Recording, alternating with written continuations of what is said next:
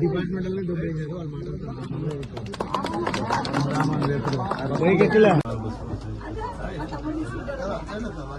ఈరోజు APSRTC bus ప్రారంభించడం, అదేవిధంగా ప్రారంభించడంలో తిరుపతి దేవస్థానానికి గుంటకల్ నుంచి తిరుపతి, గుంటకల్ టు ఆదోని బస్సులు 3 బస్సులు ఈరోజు ప్రారంభించడం నేను అదృష్టంగా భావిస్తూ, అదేవిధంగా ఎంతో మంది భక్తాదులు కూడా తిరుపతి నుంచి ట్రైన్ పోయే వాళ్ళు కూడా ఉంటూ, అదేవిధంగా బస్సు సౌకర్యం కూడా కావాలని చెప్పేసి ప్రజల కోరిక మేరకు ఈ గుంటకల్ నుంచి తిరుపతి వరకు బస్సు ప్రయాణికులు అందరూ కూడా ఈ బస్సు కొత్త నూతన బస్సు కాబట్టి అన్ని బాగు సౌకర్యాలు కూడా అన్ని ఉంటుంది.